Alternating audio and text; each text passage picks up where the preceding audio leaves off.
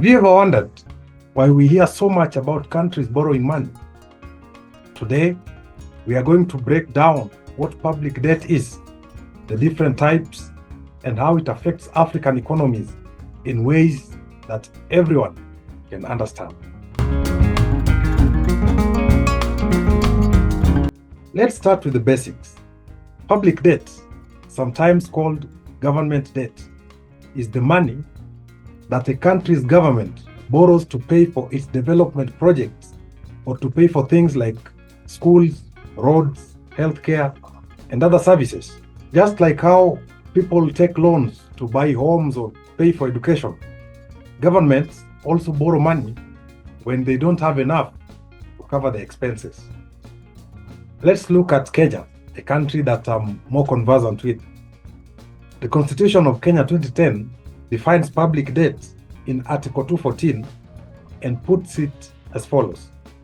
Section 1, the public debt is a charge on the consolidated fund, but an act of parliament may provide for charging all or part of the public debt to other public funds. So when we talk of consolidated fund, this is a fund provided for by the Constitution where all money raised or received by the national government or on behalf of the national government is paid, except for funds that are provided for by an act of parliament to be received or paid for in a separate way or in a separate fund. Section 2 of that Article 214 is now what we are looking for. It says, for the purposes of this article, the public debt means all financial obligations attendant to loans raised or guaranteed and securities issued or guaranteed by the national government. In essence, public debt comprises all loans borrowed by the government as well as publicly guaranteed loans, such as loans taken by state-owned enterprises, that is the SOEs, or parastatals, where the government guarantees the loans by assuming such debts in case these institutions default. Remember, the government requires revenue to run its activities and provide essential goods and services such as security, education, and healthcare, among others. The basic source of revenue for the government is mostly taxation of various kinds or various types. In addition to taxation, governments also obtain revenue from fees, from licenses, from fines, and permits of various kinds, and also grants, which basically refer to money that is donated to a country for specific tasks or programs and are not meant to be paid back, among many other sources. However, revenues raised by government are often not adequate to accomplish all the plans and programs that governments have in place. Therefore, during the budgeting process, the forecasted expenditure is usually higher than the expected revenue, which results in what we term as budget deficit. That is the gap between the revenue raised and the projected expenditure. So, to address the budget deficit, the government then seeks to borrow to meet its expenditure needs. As an economic principle, it is imperative that to spur economic growth, there has to be some level of public expenditure. Developing infrastructure, improving the levels of education, the levels of health, the levels of security is critical for increasing economic growth, since it attracts investments, it spurs the growth of businesses and the quality of human resources, which eventually translates to increased economic growth. But where does this borrowed money come from? Public debt can come from two main sources. First, the government can borrow money from inside the country. When it does so, we call this domestic debt. It is just like you as an individual borrowing from your friends or family members. Second, the government can borrow from other countries or international organizations such as the World Bank, the International Monetary Fund, IMF. When it does so, we call this external debt. So this is more like you as an individual going to borrow from a bank or from a foreign lender. So if a government takes a loan from a local bank or sells treasury bills and treasury bonds to its citizens, it amounts to domestic borrowing, domestic debt. Treasury bills mature within 91 days, that is a period of 3 months. So members of the public and commercial banks lend to the government and get their principal amount together with the interests after 3 months. In most countries in Africa, and Kenya in particular, treasury bills are floated every week.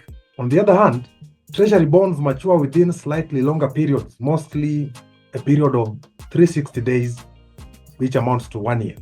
So in most jurisdictions, treasury bills and treasury bonds are not essentially meant to be a source of government funding, but in an ideal setting are expected to be used significantly as a monetary policy tool to address economic phenomena such as inflation and money supply. Let us digress a little bit into this. When we talk of monetary policy, it is basically a set of tools that are used by a country's central bank to control the overall money supply and promote economic growth, and employ strategies such as revising interest rates and changing the bank reserve requirements. Monetary policy can thus be applied in a contractionary or an expansionary way, depending on the desired outcome. Let's say the government wants to reduce money supply in the economy. In order to reduce the level of inflation, it will apply a contractionary monetary policy by increasing the interest rates, which then limit the outstanding amount of money supply to slow growth and decrease inflation, where increased interest rates on treasury bills and treasury bonds will attract individual investors, the members of the public, and commercial banks by enticing them to lend more to the government. And when they do so, the amount of cash that is in circulation in the economy reduces, which consequently reduces the level of inflation. On the other hand, when the government wants to increase the money supply in the economy, especially during times of slowdown and recession, it employs an expansionary policy to grow economic activity by lowering interest rates, which allows savings by making treasury bills and treasury bonds less enticing and less attractive to individual investors and to commercial banks. As a result, this forces commercial banks to lend more to the members of the public, consequently increasing the amount of cash that is in circulation in the economy. Having dealt with the aspect of monetary policy, let us now look at its opposite, which is directly tied to public debt, which is what we call fiscal policy. So when we talk of fiscal policy, it deals with government expenditure, where the government may decide either to increase the amount of expenditure or reduce the amount of its expenditure by executing austerity measures to achieve certain outcomes. This then brings us to the other category of debt, the external debt. If a government borrows from other countries or multilateral and multinational banks or organizations such as the International Monetary Fund, the IMF, it amounts to external debt. Now, apart from categorizing debt as domestic and external, we can also look at the repayment terms or repayment period, where we can also classify public debt into short-term and long-term debt. So short-term debt is that which is repaid quickly, usually within a year. One common type of short-term debt that African countries sometimes go for are the syndicated loans. When you talk of a syndicated loan, this is a form of loan business in which two or more lenders jointly provide loans for one or more borrower on the same loan terms and with different duties, but sign the same loan agreement. An example I can give is, let's say, two banks such as the Trade Development Bank and the African Development Bank come together and lend to a country as one by signing the same loan agreement, but the two banks agree on what amount each bank will give out. However, the terms of this loan are the same for the two parties involved. And now they agree between themselves and present the loan agreement. They negotiate about it, negotiate the terms with the country that is borrowing, and work over whatever matters of contention. But one significant disadvantage of syndicated loans is that they are often priced at the current market rate and are repaid within a short duration, maybe a year, 2 years, or 3 years, which then makes them very expensive. On the other hand, long-term debt can take years or even decades to be paid off. So countries often prefer the long-term debt because it gives them more time to repay the loans.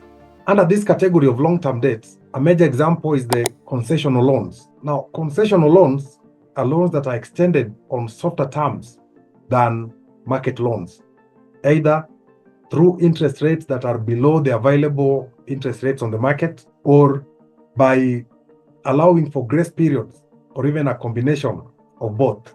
Concessional loans typically have a longer grace period. When we talk of grace period, this is basically the window that a country, as the borrower, is given before it starts paying back the principal amount. For example, let's say a country borrows a loan that is to be repaid for a period of 20 years, but is given a grace period of 5 years. It means that the country will not be required to repay the principal amount in the first 5 years after the loan has been disbursed, and will begin making such repayments from year 6. However, within that duration, it may be required to be paying back the interest amount and not the principal. Mark that. And so this gives a reprieve and makes such loans to become cheaper, also considering the longevity of the repayment period. Now, having discussed all that, let's now talk about what all this means for African economies. Many African countries borrow money to fund important projects like building new infrastructure or improving public services. But here's the catch. When African countries borrow too much, they can run into trouble. Just like it is for an individual who takes too much debt, they can struggle to pay their bills. So does countries that borrow too much not be able to pay back what they owe. When a country struggles to pay back its debt, it can lead to big problems like currency devaluation and high levels of inflation, because the government will be relying so much on increasing the levels of taxes to get some revenue it can use to fund the high amount of debts that it has accrued. So this makes everyday goods such as food, fuel, and clothing to become more expensive for everyone. It can also lead to a drop in investor confidence, meaning fewer people would want to invest in that country, and therefore slowing down the economic growth. And this is especially concerning when it comes to external debt. If a country can't pay back its external loans, it might have to default, meaning it admits it can't pay. And this can hurt its reputation globally and make it harder to borrow in the future. In many African countries, public debt has led to tough economic measures like raising taxes and cutting public services. Sadly, it's often the ordinary people who suffer the most. According to reports by reputable organizations that monitor public debt situations such as the World Bank, 9 African countries started the year 2024 in debt distress, with another 15 at high risk of debt distress, and 14 more countries were categorized as moderate risk. Ethiopia, Ghana, Zambia started the year 2024 having defaulted in their debt payments. Chad has now joined them in seeking to have its debt restructured. So, what does this mean for ordinary citizens? A default in debt translates to higher food costs from inflation as the government prints more money to cover its costs. It translates to unemployment when businesses and government agencies cut spending. And it translates to reductions in essential services such as healthcare and education. All these then increase the political pressure on governments to resolve the default as rapidly as possible. So, what is the solution? It is important for governments to manage their debt responsibly and make sure they only borrow what they can afford to repay. But it is also up to the citizens to demand transparency in how public debt is handled. After all, it is the people's money being borrowed. Despite the challenges associated with the unfair debt servicing costs and the international financial system that discriminates African countries, misuse of public resources and embezzlement of money coming from borrowed funds has also played a key role in high levels of debt distress and default risks that we face today in Africa. In many African countries, it is probably difficult to trace how the debt borrowed has been used and to establish whether there is value for money in the end product of the infrastructure or the services that we borrowed to fund. In Kenya, for example, individuals such as Morara Kebaso and John Allan Namu have been exposing some of the ills that give a snapshot of how African governments take their people for a ride, launching projects that are never done or done halfway, and huge amounts of money allocated cannot either be traced or cannot confer value that is commensurate with the resources spent. Public debt can be a useful tool to grow a country's economy, but only if it is used wisely. By understanding how public debt works, we can all play part in holding our leaders accountable and ensuring a brighter future for Africa. In the next video, I now tackle the issue of transparency in public debt and what we ought to do as citizens in various African countries to ensure that as much as we face this burden, it is worth the pain. Thank you for watching. If you find value in this video, give it a thumbs up. Do not forget to subscribe and share this video so that this message will continue reaching out to many. See you in the next video.